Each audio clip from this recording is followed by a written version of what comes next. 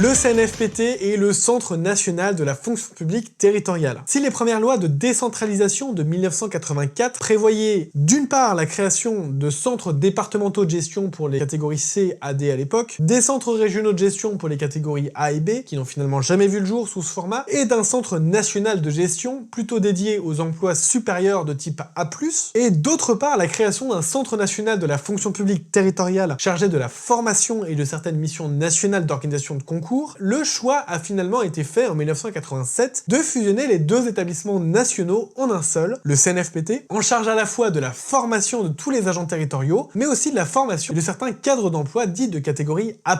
Mais voyons cela d'un peu plus près.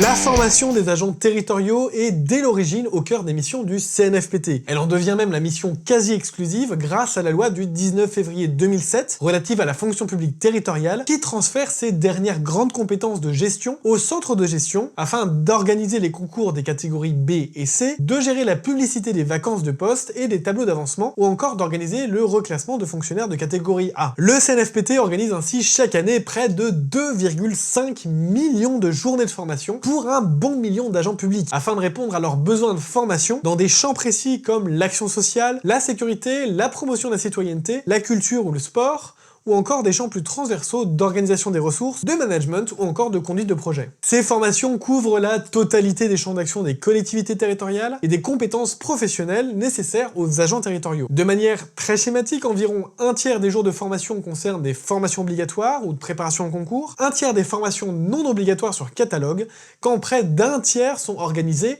sur mesure à la demande des collectivités territoriales. Et les collectivités territoriales sont bien présentes jusqu'au cœur de la gouvernance du CNFPT, qui vise un équilibre complexe entre employeurs et employés, entre les différents niveaux de collectivité et entre les niveaux nationaux et locaux. Très concrètement, le conseil d'administration du CNFPT est composé de manière paritaire d'un collège de 17 représentants des employeurs, 12 pour les communes, 3 pour les départements et 2 pour les régions, et de 17 représentants des organisations syndicales, répartis selon les résultats des dernières élections professionnelles. Ce conseil d'administration élit une présidente ou un président qui prendra l'appui d'un directeur ou d'une directrice générale des services chargés de piloter une administration de quelques 2500 agents permanents répartis entre les différents établissements sans personnalité morale que compose le CNFPT, à savoir les 18 délégations, véritables portes d'entrée pour l'ensemble des collectivités un peu partout en France, les 5 instituts, composés des 4 instituts nationaux spécialisés d'études territoriales, les INSET, organisés à un niveau plutôt régional et disposant chacune de compétences techniques spécifiques, et d'un institut national des études territoriales, l'INET, chargé de la formation initiale et continue des hauts fonctionnaires territoriaux. En plus du conseil d'administration, le CNFPT dispose d'une instance consultative spécialisée, le Conseil national d'orientation, ou CNO, qui assiste le CA en matière de formation. Ce CNO est lui-même composé de 25 membres, 10 représentants d'employeurs, 10 représentants d'organisations syndicales et 5 personnes dites qualifiées. Tout ce beau monde élit un président et peut s'appuyer sur un vaste réseau de 18 conseils régionaux d'orientation. Le CNFPT est principalement financé par la cotisation obligatoire des collectivités territoriales à hauteur de 0,9% de leur masse salariale, ce qui représente un peu moins de 400 millions d'euros par an. On est d'accord, ça fait une sacrée organisation, mais c'est un établissement qui reste nécessaire pour former les quelques 1,8 million d'agents territoriaux. Et son rôle va tout de même un chouïa plus loin.